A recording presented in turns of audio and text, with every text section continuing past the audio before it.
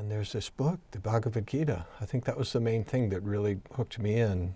I've always been interested in anthropology, archaeology, and here's this book they're saying is 5,000 years old. These were really interesting people. At first they all looked the same haircut and the same kind of robes. That was my main service for many years, just going out and showing people the books.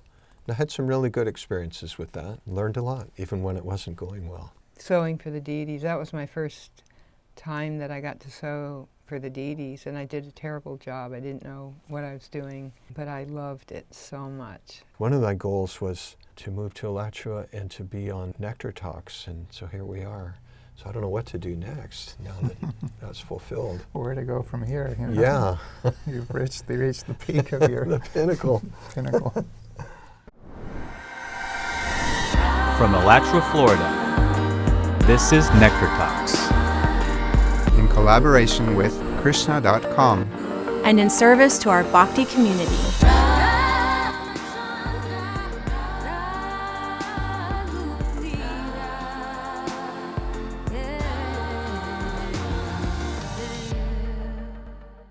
Welcome. We're trying to start this series of interviews, interviewing devotees about their life stories to really get the human interest story across. You know, people watching these videos are like, why would somebody join the Hare Krishna movement, you know, who grew up in a regular Western household? And what are they getting out of it? And what's, you know? So we're kind of exploring those topics by just having devotees tell their life story, starting with where did you grow up? Where did you grow up? How was that upbringing? And what were some of the pointers that kind of brought you searching towards spiritual life? I grew up in Hawaii, and my first memories were just riding in a canoe on the beach with riding waves in with all of these shiny, brown, smiling, happy people looking at me, and everyone just seemed really happy to see me, and everywhere looked beautiful. There were mountains and ocean and relatives that took care of me, and I just felt like it's a happy place. But then as I got older, started noticing the difference, and people started treating me differently too. I was the haole and didn't fit in, and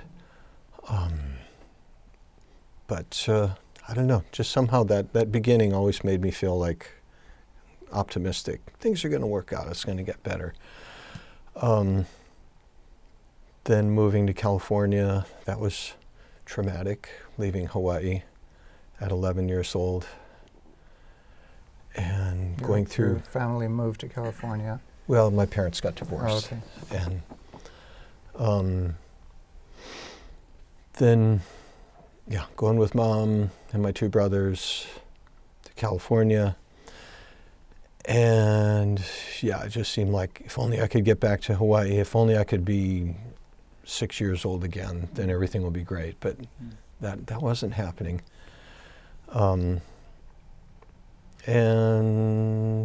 at age 18, just took a hitchhiking trip trying to figure out what to do for the rest of my life.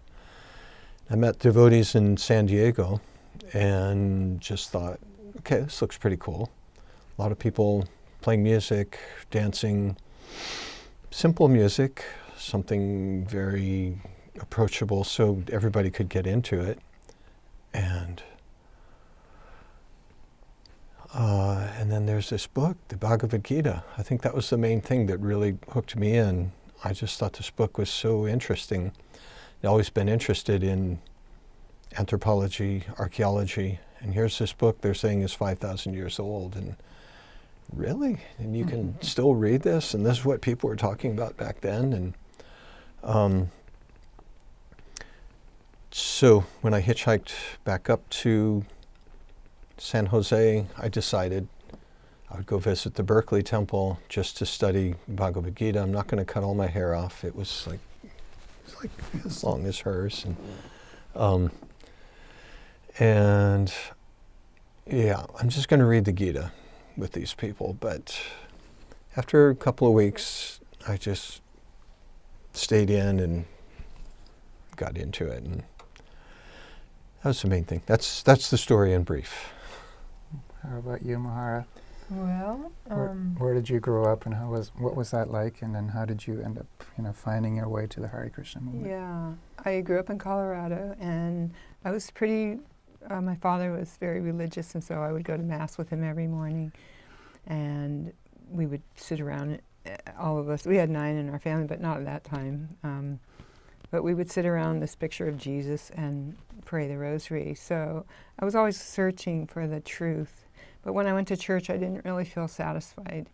And so I went to college. When I went to college, when I became 16, I stopped going to church. And then when I went to college, I really didn't like how, I got into a lot of bad things as well, but I didn't feel satisfied. I thought, there must be more to life. So I tried reading the Bible, and it didn't really make sense to me. And I just remember crying, "Where are you, God? You must be somewhere." So then this guy at college, he came up to me and gave me a book about Zen. And I thought, this is really interesting, but I want to go find God. So I just started traveling with this person and looking for God. And I ended up at this house that, because I was going to get a job, and that was the only place I knew. This person dropped me off there to help me get some work. And there was a bunch of guys there, and I would just sit at this table thinking, all these people do is drink and smoke, and there must be something more. And so this guy came up to me, and he started talking to me, and we both had the same views about life, like there must be something more to life. So he said, "I've got a really good book for you." And he came the next day with the Bhagavad Gita, the Prabhupada's purple one. And it took me a few days to open it up, and I finally opened it up, and I was like, wow, this is really good, and you don't have to take drugs, and even can give up meat. And those were the people I saw at college. I saw the devotees dancing, and I thought they were on drugs, so I didn't want to go see them because they seemed so strange. But I traveled with that guy to go see the devotees in Boston, because he was from New Jersey.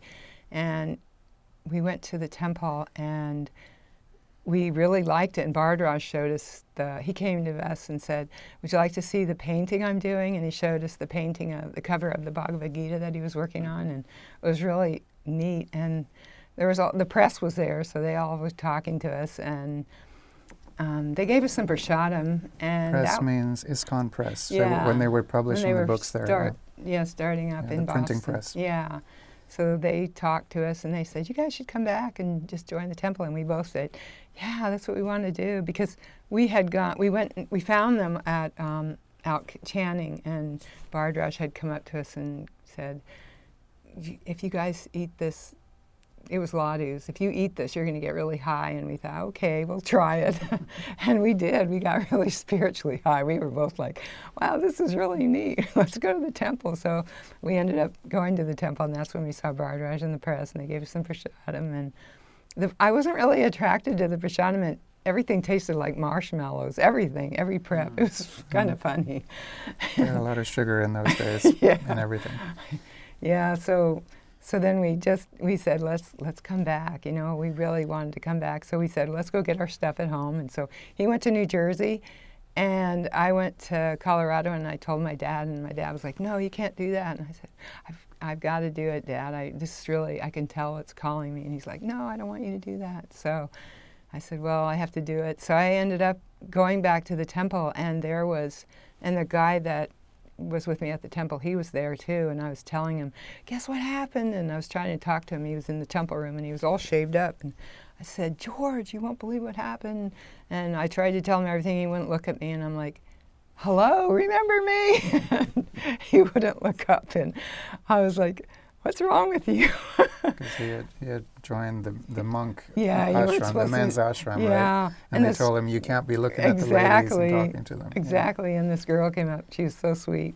Her name was Devaki, I think. And she said, "He can't talk to women." I'm like, "What?" What are you talking about?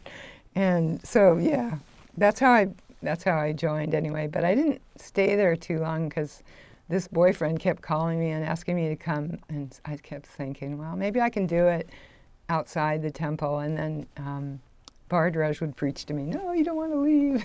What year was this? That was 1970. Okay. So I left for a little while, but I couldn't stop thinking about the devotees, and so I ended up coming back. And I went to the Denver temple, and the thing is, when you were in the temple, they wanted you to go out on Harinam, and that was really hard for me. I was so proud, like people were looking at me weird. And Harinam means public street chanting, kirtan in the streets, right? Exactly, yeah. And that was so hard for my false ego. And so then when I didn't like that part, and then I went to Denver because we lived in Denver, and I went to visit the temple in Denver, and then I stayed there, and they made me go out too, and I was like, oh no, I don't want to do this. And I also had to clean the bathrooms, and I was like, I had to clean this bathroom every day, and I was like, oh, yuck. And then I thought, I'm just going to go try to do it on my own. But then I couldn't get a job. The only job I could get was cleaning 16 bathrooms a day in a hotel. So I said, I think I want to be a devotee, because I missed it too. It was really in my heart. And I ended up going back, and I went to New Vrindavan because I thought, I won't have to go out if I go there. So I went there, and they ended up having to go out. And that was, I know this is called Nectar talks. That was more trauma talks, so I'll save that for a different time. That was a pretty long trauma. But I ended up, after a year there, I got to go to New York for a year and distribute books, and it was really nice. I mean, I didn't like distributing books. I used to cry. I'd go up, they wanted me to distribute because I was pretty good, and I used to go up in Port Authority. I'd sit upstairs and I'd cry for 2 hours, and then I'd say, okay, time's up, you got to go out. So I'd go down and I would start distributing, and it was okay. And Krishna would help me because every week somebody would give me this huge donation, and I knew it was to just help me keep going. So yeah, so that happened for a while, yeah. And then Prabhupada came and I got initiated, but not when he came. They wouldn't let me because New Vrindavan, Kirtananda came and said, don't let her get initiated, because she left and didn't come back. And Jadharani had tried to help me stay in New York because she said, because it wasn't so great in New Vrindavan. Yeah, in those days there wasn't much infrastructure there. It was pretty, it was pretty hard, yeah. It was pretty hard, but they kidnapped me actually from New York and brought me to New Vrindavan.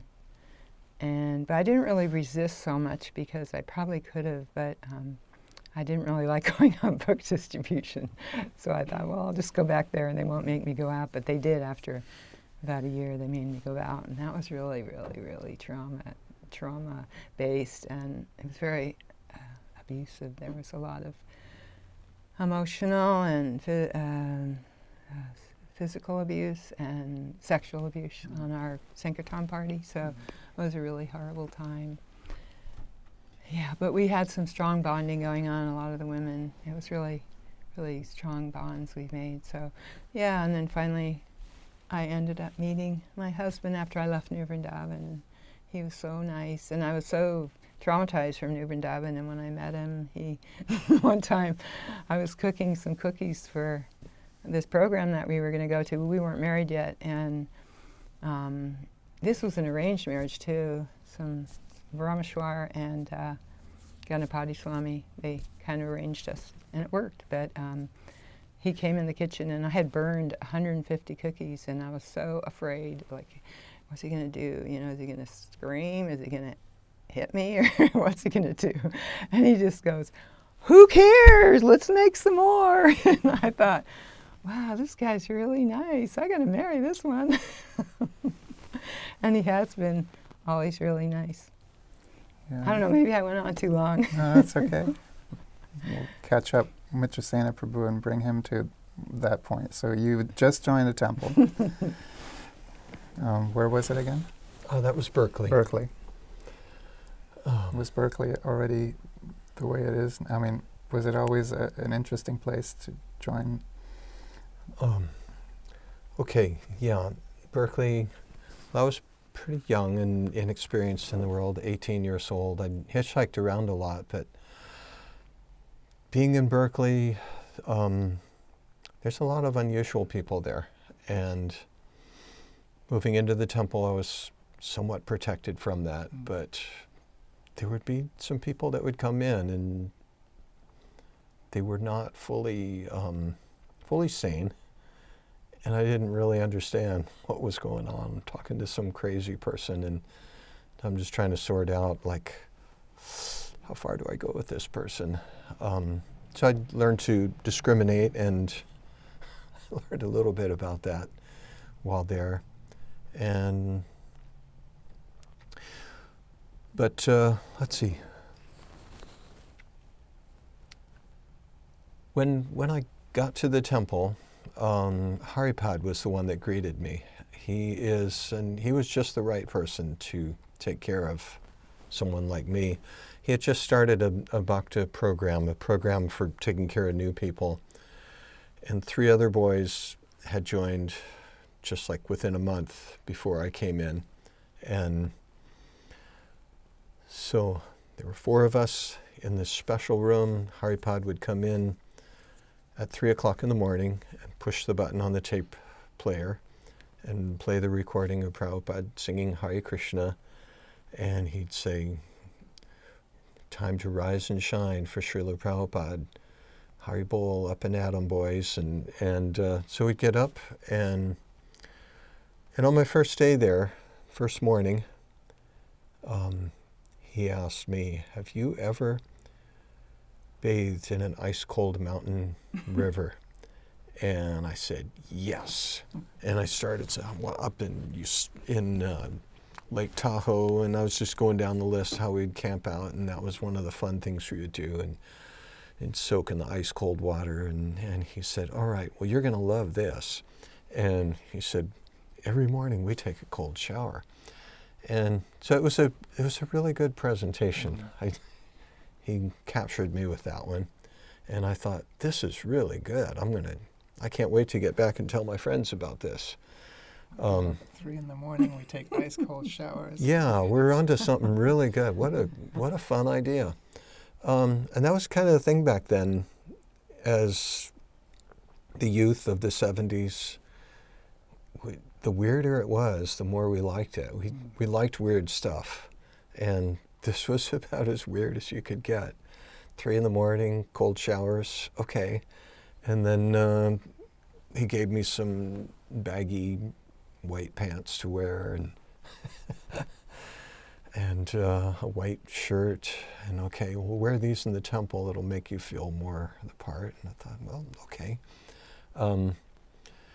And took me into the temple room, and there were some devotees chanting on their beads, and he told me how to chant on the beads.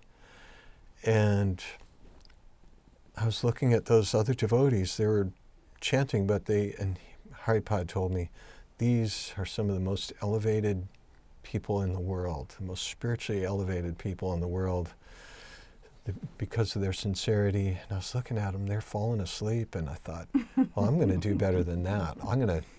Okay, if you chant on these beads, you'll be able to see Krishna.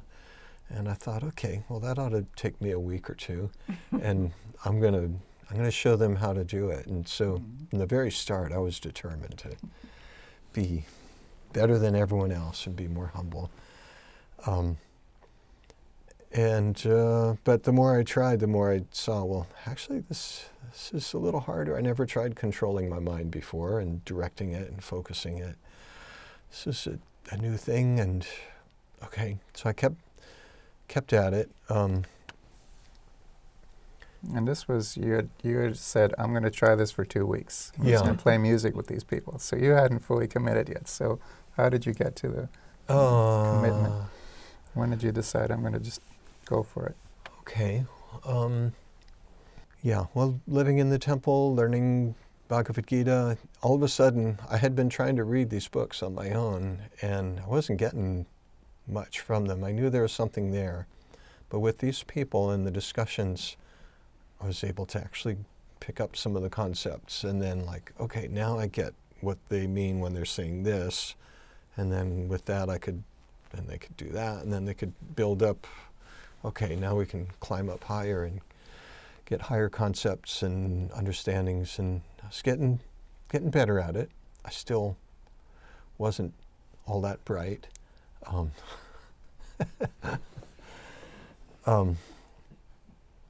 But I was starting to get it, and Haripad was there to tell me that a real important thing is staying in the company of other people that are doing this. And if you leave, it's very likely you're going to fall away. And I was thinking, yeah, he's right. I know. And I had a dream one night that I'd gone back. I was riding around on my bike in San Jose and had a beer in one hand and looking for where's the fun happening. And I thought, this is really stupid. I was living at the temple. It was going really well. And here I am doing this. What a waste. And then I decided, okay, I'm just going to stay here. I'm not going to. So kind of having a dream let me play it out, like this is where it could go. And it's like, it's just boring. This was a lot more interesting. These were really interesting people. At first they all looked the same, with the same haircut and the same kind of robes and talking about the same thing. But after a while you start seeing this guy here is a real character. The cook was totally crazy. Oh man, yeah, wild things going on in the kitchen. But he was serious about his cooking. And in the kirtan, that guy would nudge me and I would nudge him, and we'd get each other going. And every kirtan in the morning, we would dance as hard as we could. It was like we'd put everything into it. And we felt like, okay, this is what we're doing for the world. We're dancing to please Krishna to keep the world from going off track. And it was almost like if we saw some bad news in the newspaper, we thought, oh, I guess I didn't dance hard enough. But that devotee, Gohita, yeah, when the kirtan really got going, sometimes he'd jump up and do backflips, and but we were dancing really hard. How about your parents and your family? How did they take it when you joined the temple? When they realized it was more than a 2-week thing? Yeah, well, I wasn't so much in touch with them anyway. They had 3 other kids, and I guess I was somewhat of a problem for my mother anyway, because I was always like hitchhiking, going off somewhere, and she was probably a little relieved that I was living in a building and not smoking marijuana anymore. And but yeah, I didn't present things very well to her. I could have done much better.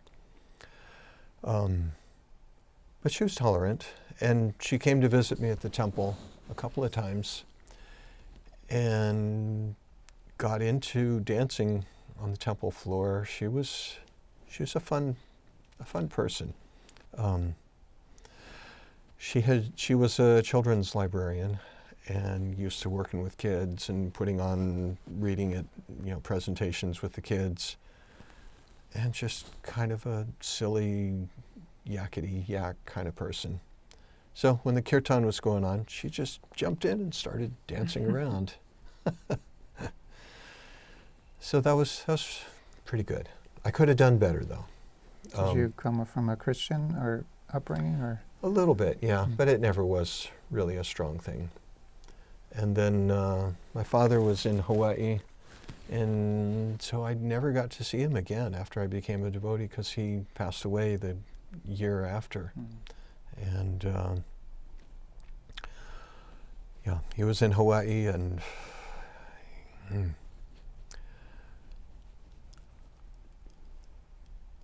but the relation with my mom really picked up when we got married. Maybe we'll get to that later, or should we jump into that now? Well, let's talk a little bit about the time before you met each other. Yep. So you had just moved into the temple. What was that like in those days? I mean, you already explained a little bit about the cold showers and getting up early. Yeah. But what was the mood like, in Berkeley Temple?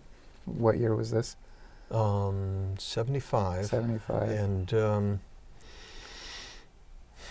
what were some of the services the devotees would be doing during the day, and what was the atmosphere like? yeah, well, the thing that was really appealing to me was it was all young people. I mean, oldest person was 10 years older than me. I'm 28. I mean, everybody's under 30. But these were some really intelligent people that really had it together, and they were managing that big building, they were feeding everybody, and we were going out and we had these books and we had all of these like grown-up kind of things going on. I mean, that was the thing back then. We all wanted to be part of something that was going to save the world, and we wanted to be part of the revolution, part of the change.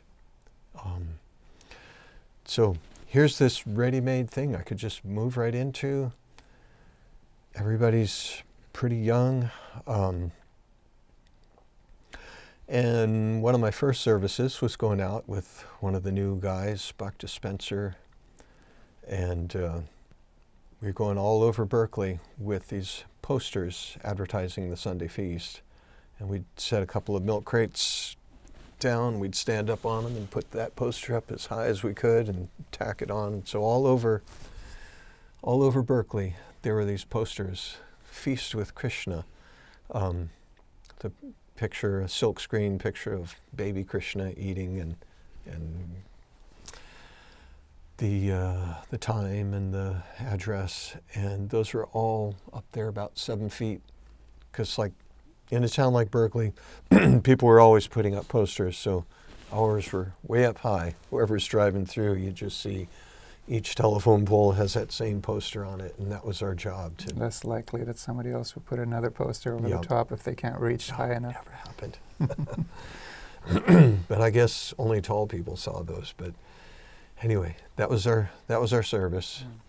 Just going around, putting those posters up, and then doing the laundry. All of the young men, let's see, there must have been about 50 men, and the women, I don't know, maybe 20, 25, and then down the road was a house where all of the married couples were living. There were a few kids. But for all of the monks, the brahmacharis in the temple, I was doing their laundry. So I'd carry this great big bundle down to where the householders lived, and there were some washing machines there, and I'd wash those and carry it back.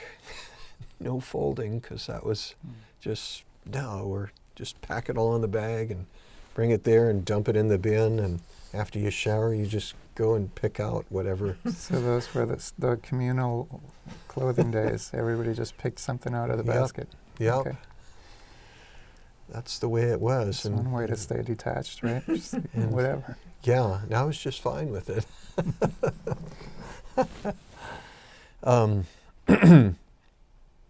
Yeah, and then going down Telegraph Avenue to chant in front of the campus, we would do some of that.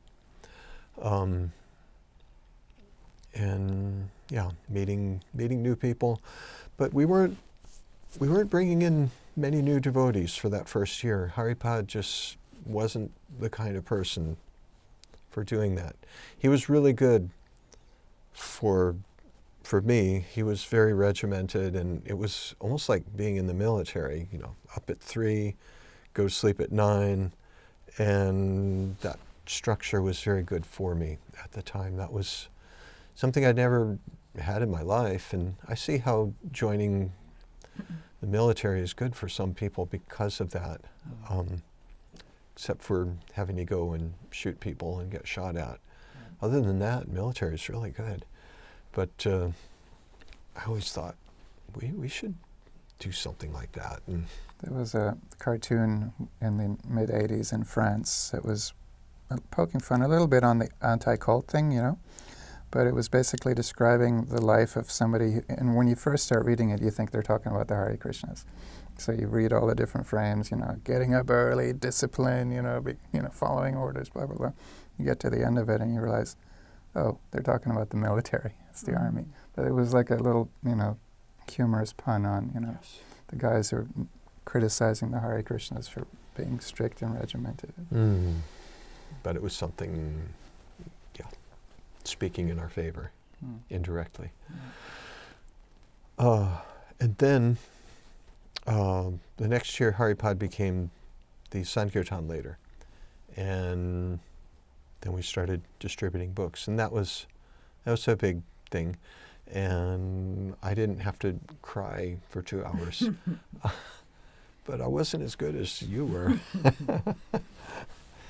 When I did go out, it was just kind of mediocre. But going out, showing people books, and that was really putting Bhagavad Gita into action, because there's so much in there about try your best and don't expect any results. And when no results come in, don't get depressed. When big results come in, don't become elated. Just keep doing your service, be equipoised.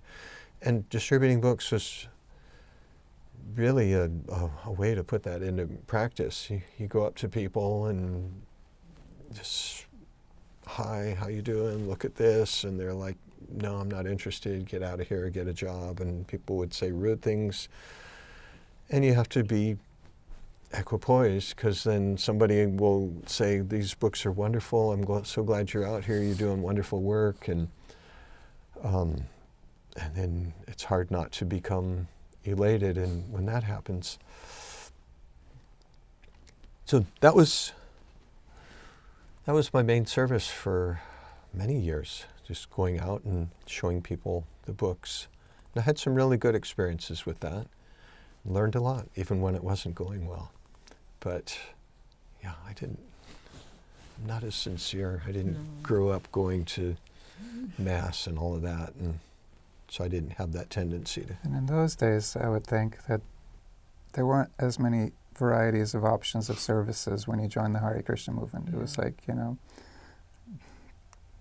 Pujari service, cook, and then everybody else goes out either in Harinam Sankirtan, street kirtan, or your book distribution. Back in those days. Yeah. It's like, which of the 4 services should I choose? Yeah, it was pretty simple. And if you did anything else, you were like, people would kind of look at you and wonder, really, is that really necessary? It was very much a preaching movement, to use that word in the best of sense, as Srila Prabhupada was trying to spread Krishna consciousness quickly around the world, and so people were focused. You 2 days after you join the Hare Krishna movement, you're in the temple. Go out on the book distribution. Go out on Harinam. Spread the word to others. Yeah. When I came there, I said, I'm not going to go out singing on the streets. But that same night, the same day that I got there was a Ishopanishad class going on. I got to sit down and listen to that, and that was really good. I was like, so that's what that book is about.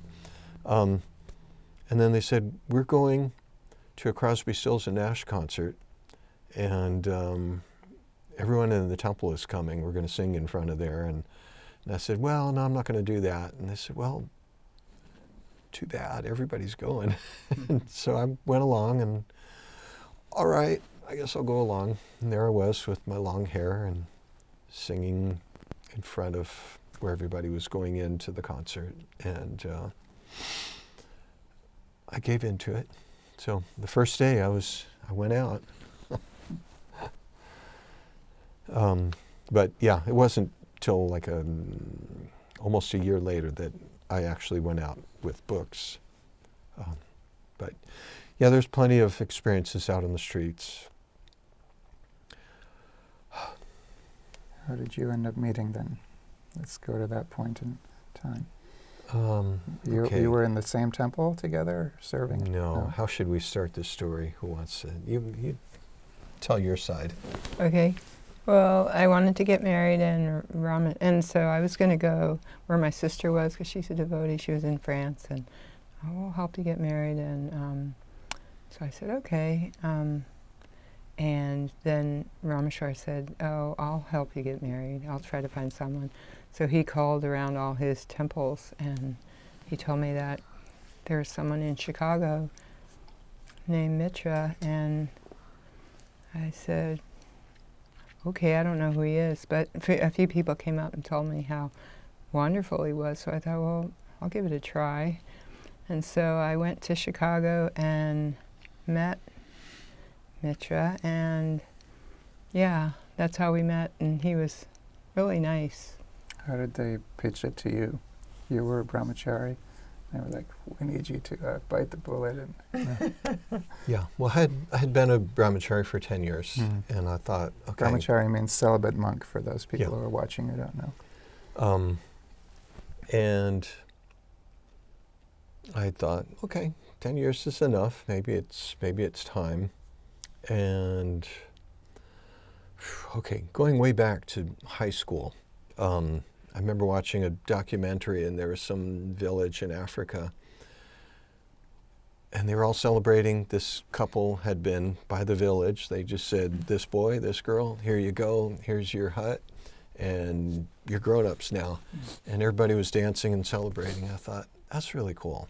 I like that the whole community is behind it, and it's not just me going after someone. I always felt like a predator or something,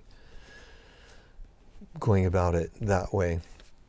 And the fact that this had been arranged, it felt really safe, and I trusted the people who, they said, okay, yeah, this girl, and I know her, and I know you, and I thought, okay, let's give it a try. And it wasn't forced on us. Rameshwar said, we'll just see how the chemistry works. And so there I was in Chicago. I'd been there for 5 years,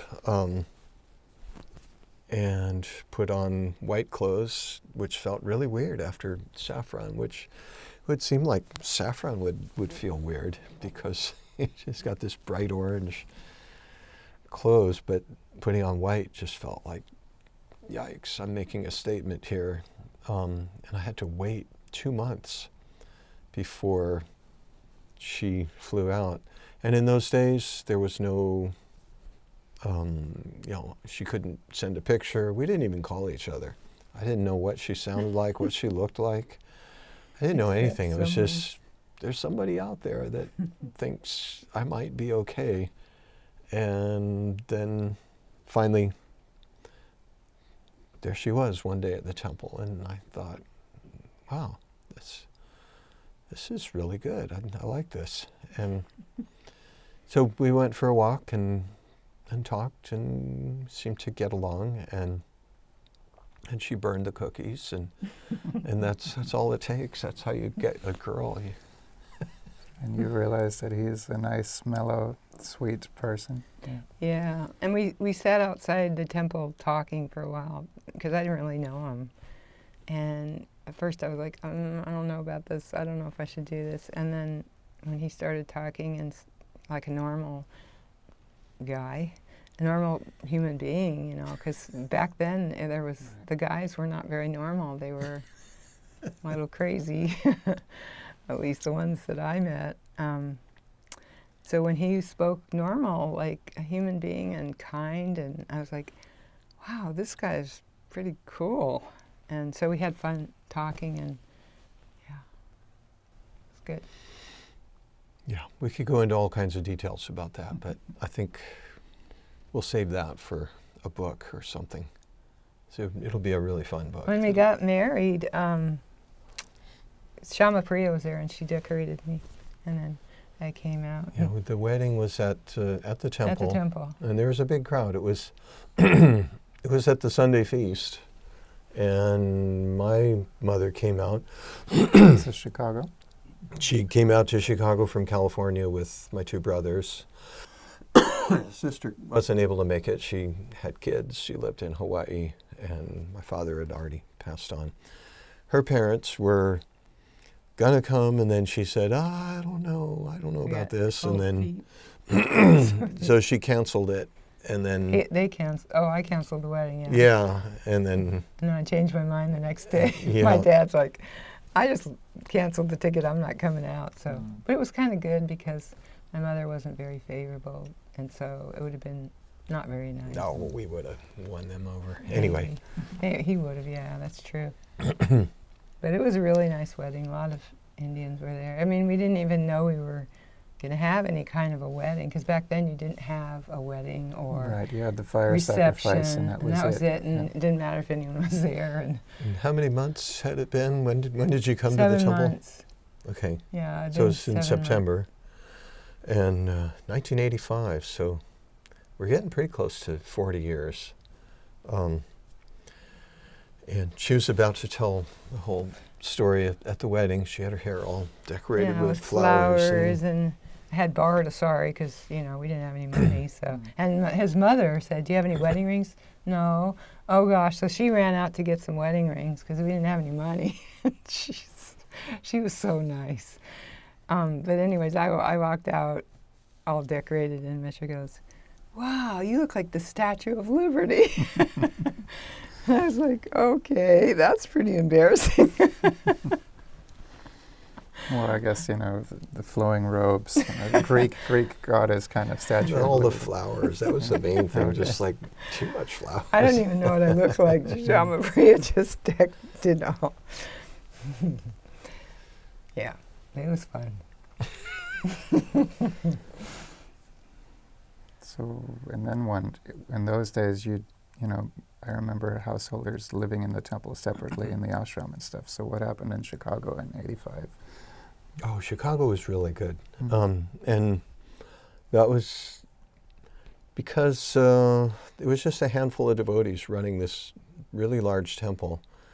But we had a congregation of a lot of Indian people that were supporting financially and culturally. And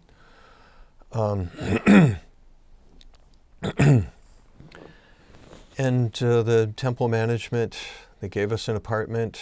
My mother gave me money, and with that money I bought a van, and the temple management paid for the insurance on the van.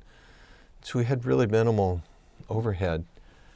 They took good care of us, and there's always plenty to eat, and great big walk-in cooler full of produce.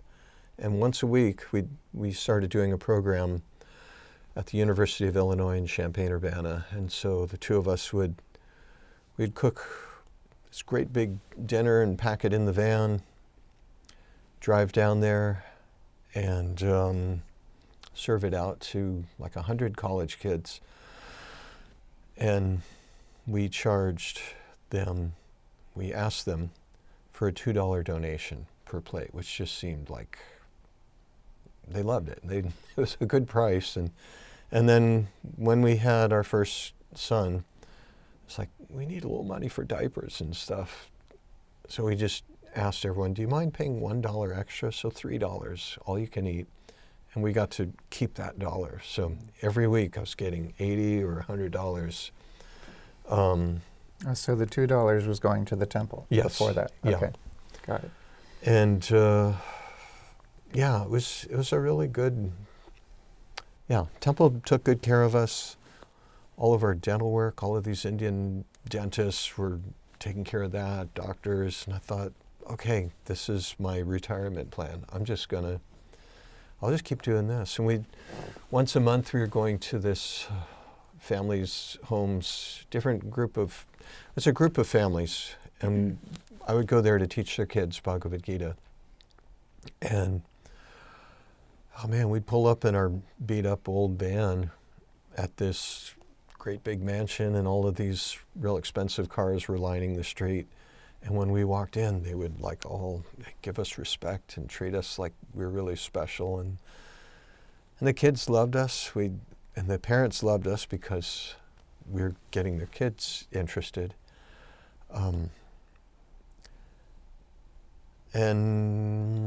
yeah, so all of those people, they're happy with us. They were donating, helping the temple get going. It was just all around a good situation. But we decided we don't want to live in the city forever. I was talking about the cooking. We spent so much time in that kitchen cooking, and when she was pregnant one hot summer day, I was looking all over for her. She was sitting in the walk-in cooler because there's no air conditioning. Right. It gets pretty hot in Chicago. She was sitting in there. She had a chair and it's so hot. So you decided to move out of the city or somewhere else after a while? Yeah. So we tried various locations, New Taliban and New Orleans, and eventually we settled in North Carolina. But before we go there, anything more about Chicago, sewing, deity stuff? That was... Yeah, what were some of the services that you had? In Chicago, because in the other temples I went out on book distribution, and that was really nice. I mean, Tosan Krishna in New York, he was my Sankirtan leader, and he was really nice. But it was really nice there. Everybody went out, and so it was a real team effort. It was hard for me, but it probably makes it easier on the motivation when everyone's doing it, and it's just okay, everyone's doing it, I got to figure it out. And I got to go out with Jadharani, so that was really nice. She was amazing out there. She could get anyone to take a book. So it was nice to be with her, and so that happened. And then in New Vrindavan, it was, for 1 year I didn't go out, but then I had to go out again. There was a Sankirtan party, so all the women, we would go out every single day, and so that happened. And then, then in Chicago, it was, cooking and sewing for the deities. That was my first time that I got to sew for the deities, and I did a terrible job. I didn't know what I was doing, but I loved it so much. And so I mostly did that, and then we moved, to North Carolina, and I took up deity sewing because I got better at it. I learned in New Taliban. We were in New Taliban for a little while, and Shranti was there, and she helped me learn how to sew for deities. So that became how we made some more money in Chicago and North Carolina. When we moved to North Carolina, we moved to Prabhupada Village. We stayed there for quite a long time. And you had mentioned when Mukunda was born, that was when you were still in Chicago. Yeah. And then you also had another son. Yeah, we had 3 boys, but one passed away. Okay. When we were in Baltimore, he had anencephaly. He lived for 8 days, and he had anencephaly, so he didn't make it. And so then we moved to Prabhupada Village, and we had Goran Ryan, And what was that like, raising 2 teenage boys? Well, Mukunda was hard. It was difficult with Mukunda. He had some abuse in Chicago. It was very bad. Something happened, and we tried to help him, but it was really hard for Mukunda. He's had a hard time, a hard life. But Goran Ryan's always been really easy, whereas Mukunda was hard, troubled. But Goran Ryan's been good. He's really a nice. They're both wonderful, but Goran Ryan's been easy, and he's always taking care of us now. He's always concerned about how we're doing and whatever he can do to help us. So we're very fortunate. So in Prabhupada Village, North Carolina, devotee community, was there a school? Was there a Gurukul for the kids? There was, Ruchira and Astasaki and Harkanta were, and Madame Mahini were heading it up. And Mukunda said those were his favorite years. It was all the kids, and they Yeah, they played. They had their own soccer, and they had nice, really good education. Was it Paramarupa? Somebody ran a Boy Scout troop? Yes, For the boys? he did. He did a great job, Yeah. and the boys loved it. And Mukunda was on that, and Gordon Ryan he got his Eagle Scout. Paramarupa was very surprised that that Gordon Ryan would do that, because he was more like, he didn't seem like he was so interested in it. He would bring his book to try to bide some time, but he just, I'm going to be an Eagle Scout, so it was a nice community with a lot of, in some ways it was tough too. There's a lot of things going on there that weren't so great, but there was a lot of good. When all the kids were there, it was really happening, Yeah. mostly because of the school and the focus on the kids and the Boy Scouts, and we had helped build each other's houses, and so the kids could be like, I'm going to go visit Kirtan, and okay, they just walk out the door, walk across the field, cross the creek, and then go up the hill. Yeah. We didn't have to worry about. Yeah.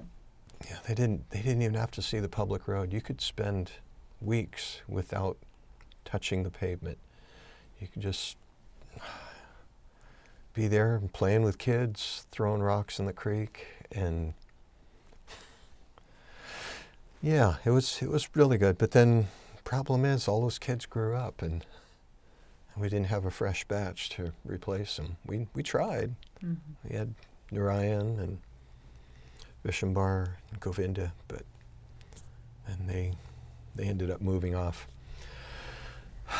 So the kids moved out. You guys are still up in North Carolina, and what happens? You decide to go somewhere else. Yeah, we just got restless, and it was time to try something else. And actually, here is a book Oh, kind of about it, and you're in it. I'm in it. Wow, amazing. It's about to get published. I don't know if anybody can see this over here, but we can show it later on the screen. But Yeah. This is about doing that bus tour, the 20th annual one. 2015 was the 20th, I think. 2015, yes. And so touring all over America, our house was up for sale, and that's what the book is about. I had this really wonderful job, but I just lost it a couple weeks before. The boss called up and said, "We don't need you anymore." And okay. And she said, "You've already committed. You got to go on that bus tour. You can't just, they're counting on you." Okay. And so And Gordon Ryan came on the tour. Your Yes. son was there with you. Yeah. Yes.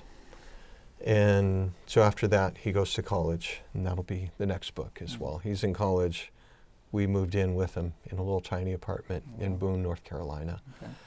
And that is kind of like our renaissance. It was like, okay, the kids are growing up, and now we're getting back to being like what we were when we first got together, which was, we would go to a college, go to the University of Illinois, and sit out there and sing and meet people and invite people to dinner. And so we were kind of reenacting that. How many years later? 30, what year? 2015, 1985. How many years is that? 20, 30. 30 years later. I'm not that good with head math either, so yeah. 30 years later, there we are. We're reenacting our...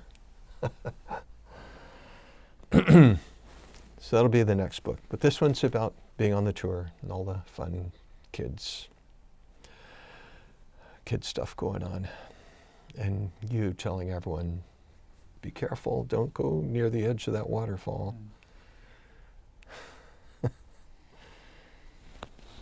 Okay.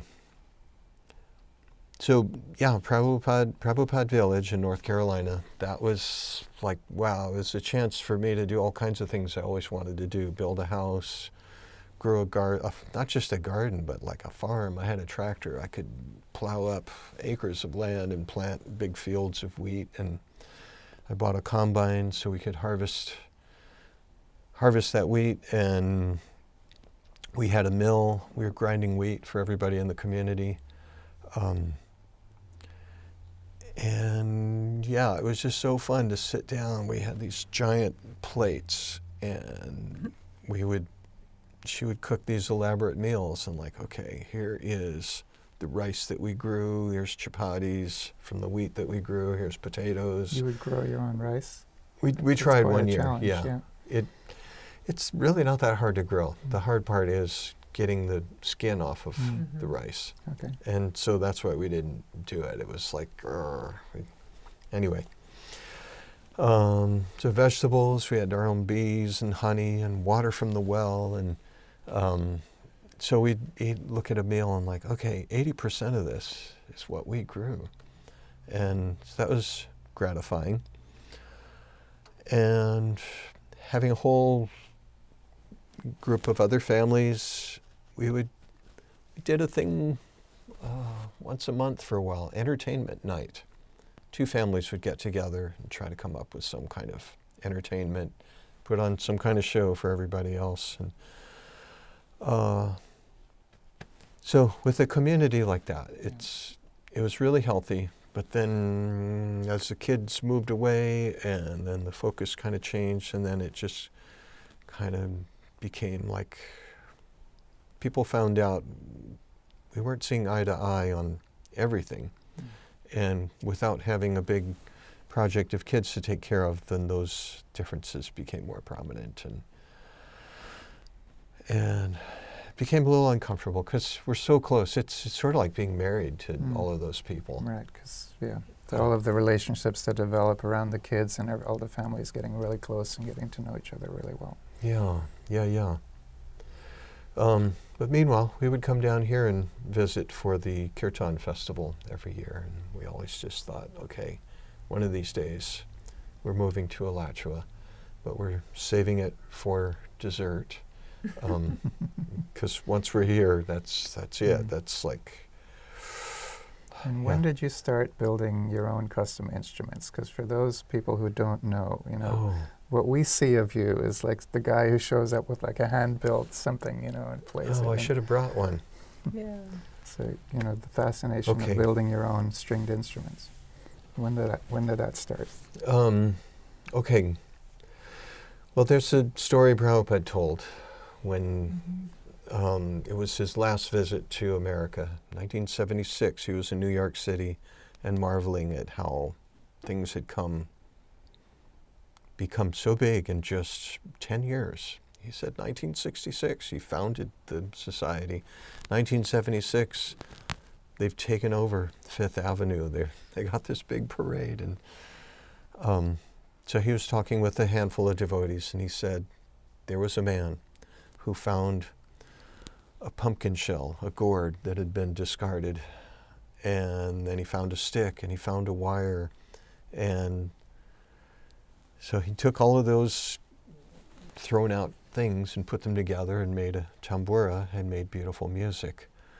And he said, in the same way, I found all of you the rejected refuse of your society. You were just hippies. The hippies, the hippie generation. To him, these looked like rejected people. For us, we were just thinking you had rejected everything else. We're cool. But to him, it was like, these are like not very together people. But okay, they've got no place in society. I'll take them and put them together. And then he said, and so I've put you together and look what I've created. So I was always curious about getting a gourd and a stick and a wire and making something. And so one of our neighbors up the road, just some backwoods kind of person, farmer, he'd grown these gourds, and he had them drying up on his front porch, and I stopped to talk with him about something else, and I said, by the way, what are you going to do with those? And so he gave me the biggest one. And I thought, wow, I could make a tambura with that. I could do a lot of things with that. And so I took it home, but I was afraid to cut into it without knowing what I was doing. And so I started experimenting with tin cans. And you tap on a can, it makes a noise, those big cans. I drove a stick through it, and I put a wire across it and twanged it, and it made a pretty nice sound. And then I got a empty bottle for a slide, and I put 2 more strings on, and it actually turned into some pretty good music. I'll have to bring it into the studio next time. We'll put a cameo insert, filming you with all of your wonderful instruments that you've built. All right. So, yeah, then I just started building all kinds of things, but she was like, you got all this junk laying around. So I just started giving them away. And so now I only have 3 of them. But I haven't been doing much of that lately. I've been mostly working with other instruments and people and singing. And And you're pretty good at playing the guitar. How did you already come to the movement playing guitar, or when did you pick that up? Oh, yeah. Well, growing up in Hawaii, there was music all around us all the time, and people singing harmonies and open tuning guitars, slack key guitar, and that was one of the things I miss. Anyway, I played a lot of guitar from, in the 4th grade, our teacher taught the whole class how to play ukulele, and so that's where I got started. Playing ukulele at, how old are you in 4th grade? 10 years old. So 10 years old, and then when I was 13, my mother bought me a guitar, and that became a big part of who I was. And then when I moved into the temple, they just said, nah, these instruments have connotations, all the songs are about material things, so we're not going to play them. And so I gave up my guitars, but anyway, somehow a guitar came to me a few years later, and I started up again.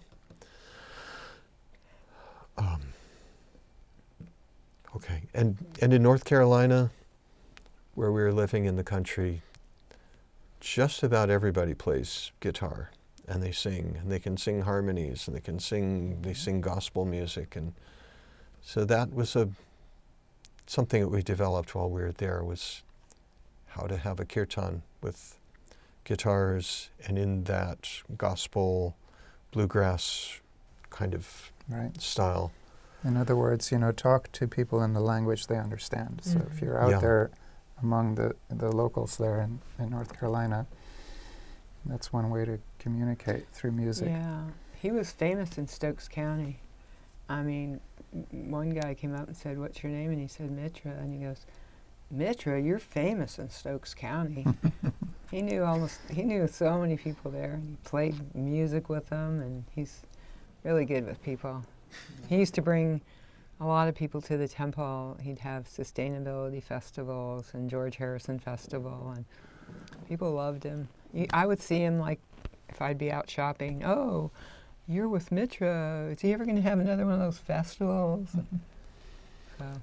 And there was this girl, Erin, she must have been like 15 years old, and she started coming to our temple, and I asked her, are your parents okay with this? And she said, "Yeah, my dad knows you. You were at the back porch fest playing guitar with him till 1 o'clock in the morning, and so he thinks you're all right." So that's the connections we were making with those people, mostly through music. And when I was organizing those festivals, I was going around I was going to local events and handing out invitations. And people said, "If there's music, I'll be there." And so I made sure there would be music at those events. And so and it would be their kind of music. Local musicians would come, we set up a stage, and so the musicians would come, the people following the musicians would come, and yeah, it worked out really well. Mm-hmm. I was inspired by Chiru. He gave a presentation on how he was developing things in Utah. Because he's not a musician, he'll admit that, and he'll threaten, like, if you guys don't sing, I'm going to start singing, and you're not going to like it. But he would get local bands to play at his temple for events, and by doing that, he would get the followers of the band, and other people would come, and the band would get exposure, and it became like a prestigious thing to play at the Hare Krishna temple in Utah. And so I wanted to get something like that going at our place. But that was one of the things that a lot of the other families didn't see eye to eye with, and I get it, I understand. But I thought it would be worth a try. I had to try it out. So yeah, that's one thing. I got to try things. I experiment. I'm not afraid to try stuff. Yeah. And I think when people, as we get older, we become less inclined to try things, and I think that's where the youthful energy is really important. Like, what do I have to lose? Right. So you had said that you had found a love in making clothes for the deities, and that kind of has become a passion of yours over the years. I was trying to do some healing work as well, but it didn't satisfy me as much as working with the deities, because I was always thinking about the deities and different devotees, deities that I was sewing for, so I really loved that. And I was always able to, I was like thinking about the deities all the time, so I liked sewing, and I liked creating outfits, so I did that a lot, yeah.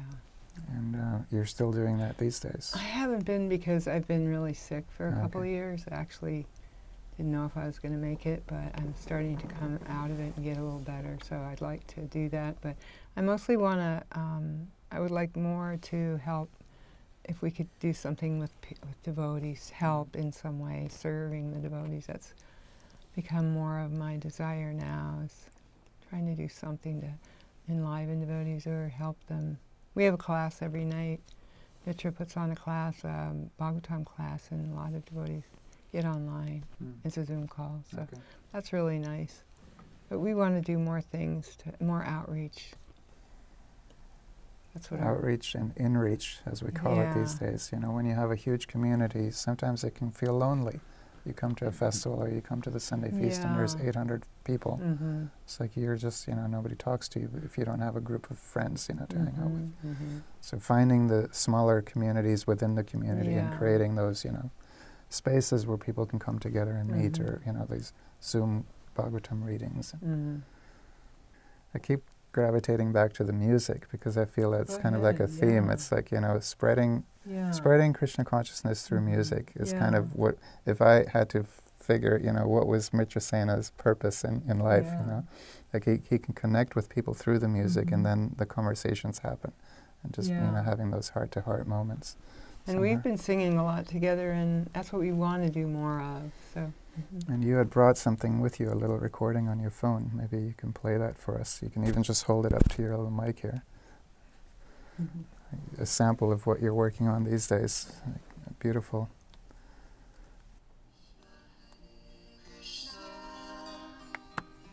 Krishna Krishna Hare Hare Hare Rama Hare Rama Rama Rama Hare Hare Hare Krishna Krishna Krishna Hare Hare Hare Rama Hare Rama Rama Rama Hare Hare.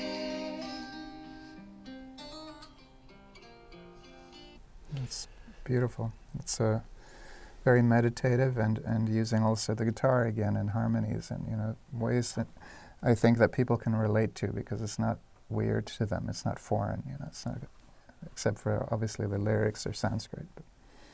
Yes, and it tastes good, and it's not painful. Yeah. That's the thing. As I'm getting older, I don't enjoy the loud music as much as I used to. We used to crave it. We used to really want it loud.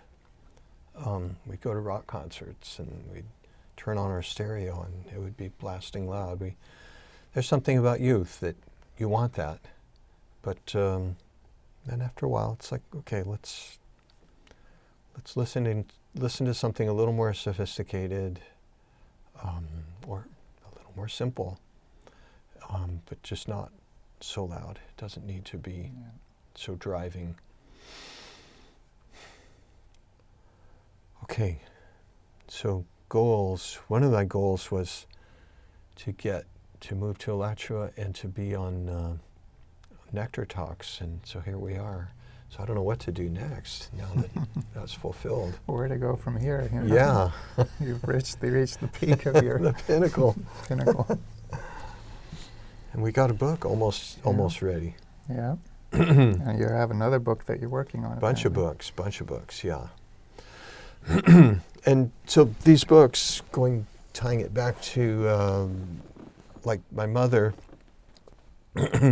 she was a librarian, and she would read lots of books. Our house was full of books. And I thought, okay, I got this Bhagavad Gita. I got these really cool books. She'll read it. She'll understand what I'm about. But she never read it. Mm. It was just not the kind of book that she would read. And then finally one day, she said, I finally read a Hare Krishna book, and I really liked it. Now I know how you guys live. And it was just this awful thing written by someone that was trying to make us look bad, and it was a docudrama, and not very accurate, and not very flattering. And I said, Mom, that book is garbage. She said, no, I loved it. Because it had a plot, it had chase scenes, it had adventure. And I thought, okay, we need some books like that. And so she passed away many years ago, 1996. But I just always thought, we need some books that someone like that would read. And so that's what I'm attempting to do here. It's a book with just stories. I'm not not trying to convince someone to be a devotee or to think a certain way. It's just, here's the story, here's what I'm doing, here's what I'm going through, and I want to write more books like that. And I know one of them's really going to hit. There's some story in there, probably the story about how we met, and stories of being a truck driver and the people I met along the way, stories of farming, building houses. Yeah, I mean, as I'm hearing you talk, I'm thinking, the person who's watching from the outside in, who has a preconceived idea of what Hare Krishnas are, what they do, etc.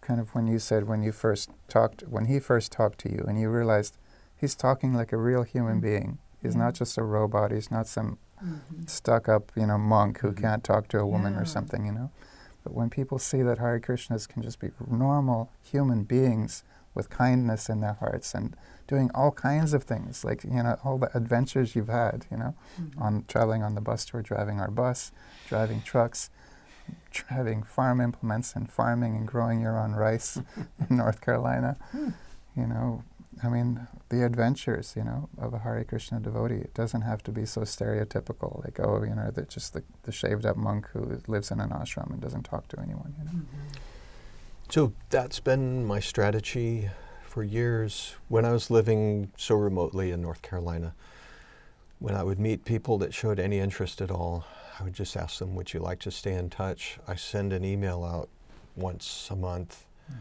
and a lot of people were into it. And these were just like country people I met at a gas station, or or at a music festival or something, and so I would just take a little story, something that happened, interesting person I met, or something funny that somebody said, then I'd send it out. So I haven't been doing much of that lately. Facebook has kind of replaced that, but I still do it once in a while, and I'm surprised when I'm out of the blue, I'll meet somebody that says, I'm on your email group. And every time you send a story, I share it with my wife. She's always excited to hear, what's Mitra up to? And I just felt like, okay, I'm not telling them this is the way you should think, this is what you should practice. I'm just saying, here's what I'm doing, here's how I'm dealing with this, here's this interesting situation I got in. I just feel like they're seeing the world through my eyes for a few minutes, and then that's enough. And they see me as a friend and someone approachable. And once in a while, those people will write me with a question or something they're going through, and they want a little advice, and I'll give it cautiously. I don't like to push things on people. Instead of preaching, just take that P off the front and reaching. Reaching. Yeah, because the P is kind of A lot of people would say Pushing. T for teaching, but reaching is nice. Reaching, Connecting, yeah. reaching out. Yeah. yeah, just reach out. How you doing? And Yeah. here's what I'm doing.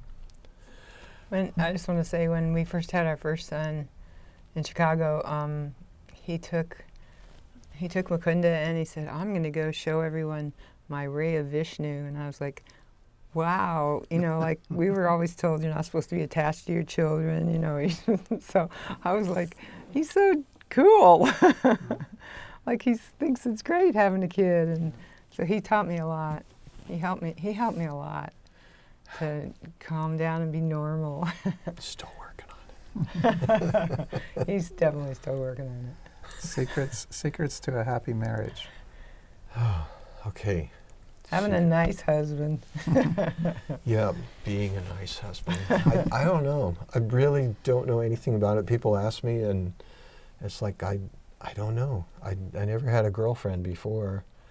I never done anything like this, and I just find myself in the middle of it, and here we go. I'm just flattered that somebody would be interested in me. He never doesn't make fun of me, like Not much. in the past days, not much, yeah. That's what I noticed about some devotee men. They would criticize their wives in front of others, and he never does that. And he respects me if I have a question. He never tells me I'm stupid or dumb or I don't have any brains or I shouldn't ask a question. Which in the early days of the Yeah. Hare Krishna movement, one would have heard. So, very much. Like we were terrified. Everything, I know I said when I first met him, I'm sorry. And he's like, you don't have to say you're sorry all the time. It's okay, you can sleep more than 3 or 4 hours. But he's always been he helped me transfer over to being a somewhat normal person, whereas before I don't know what I was. I was a fanatic, I guess. But he helped me a lot. He's always been really kind, and you can go to him and ask him questions, and he'll listen to you. Gordon Ryan's a lot like that, too. He'll sit and listen. He doesn't ever make you feel like you're not worth talking to. So he's always made me feel like he loves me, and that's really, I think everybody needs that. That's what I feel like we always need to love the devotees, because everybody needs love, and that helps more than anything. I think it's the most important thing about being a devotee is to love others. Be kind, because there's so much hate in the world, and even when you see it with devotees, it's so sad. Like, we're so worth it. Every devotee counts. Even the ones that left, and why be abusive to them? They did so much before, and just remember all that.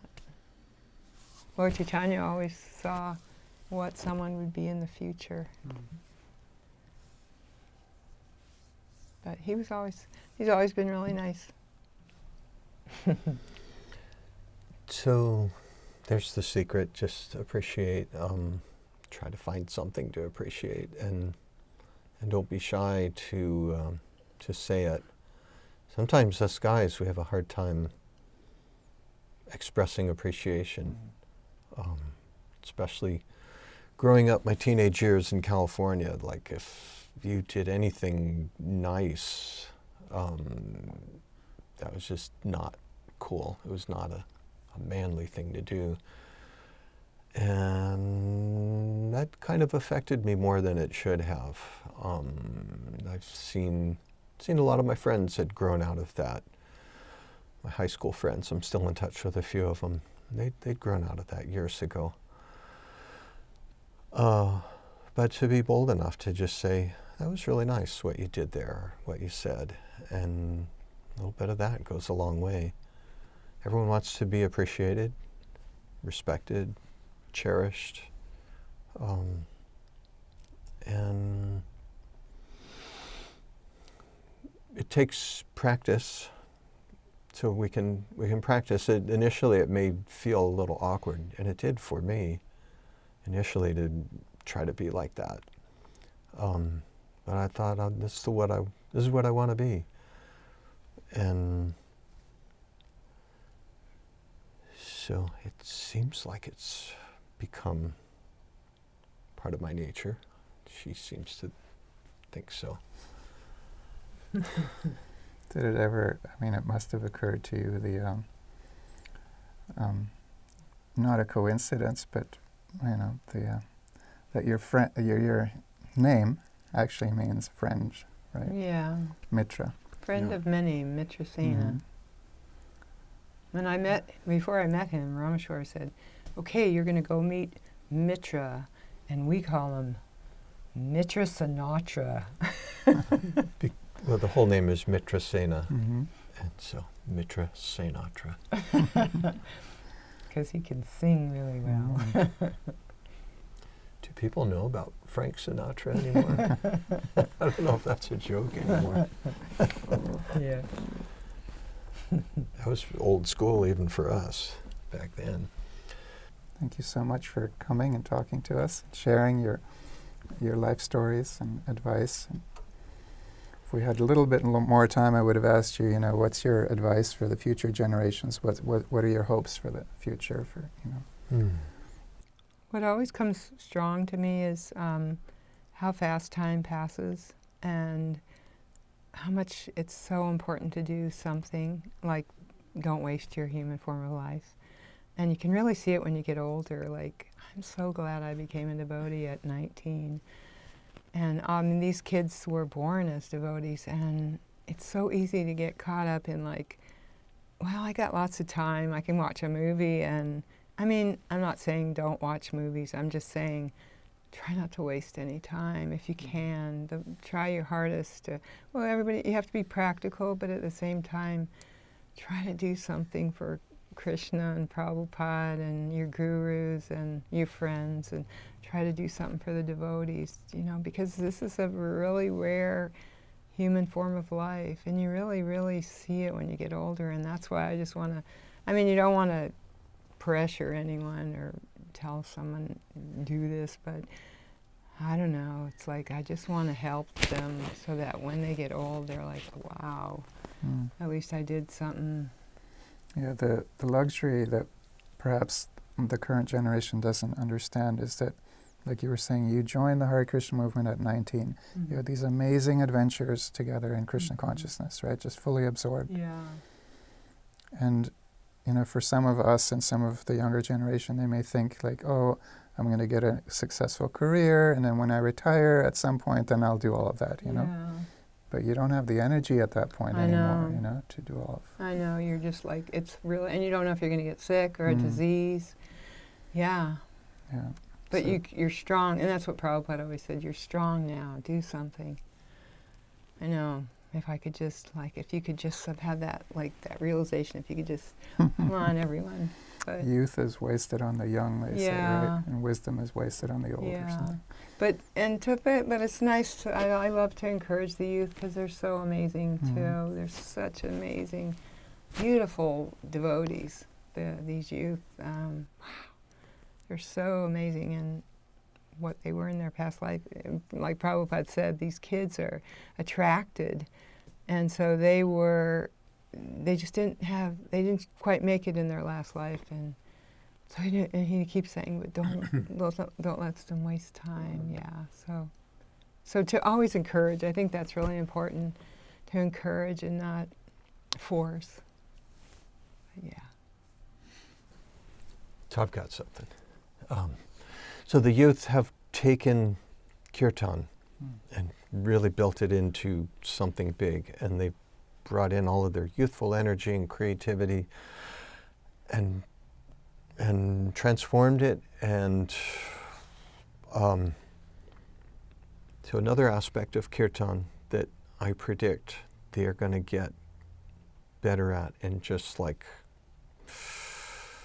completely transform is the Srimad Bhagavatam. The person who has achieved perfection by kirtan is Shukadeva Goswami. He's not known for playing mridanga or harmonium and singing. It's for speaking Srimad Bhagavatam. I predict that the youth are going to take Bhagavatam presentation and do something really amazing with it, because that is a big part of kirtan. Kirtan isn't just singing Hare Krishna, it's describing Krishna. And I think these kids are going to work some kind of magic with that.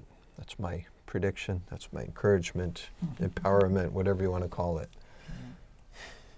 And also, if kids have had any kind of trauma, I say go for therapy, go do everything you can to get balanced. Because if you're not balanced, you can't really do anything with your Krishna consciousness. You just feel so out of it all the time. So I really, really encourage therapy or help from someone. Yeah. Thank you. Thank you very much. Thank you, and thank you for everything that you do. Oh my gosh, you're amazing.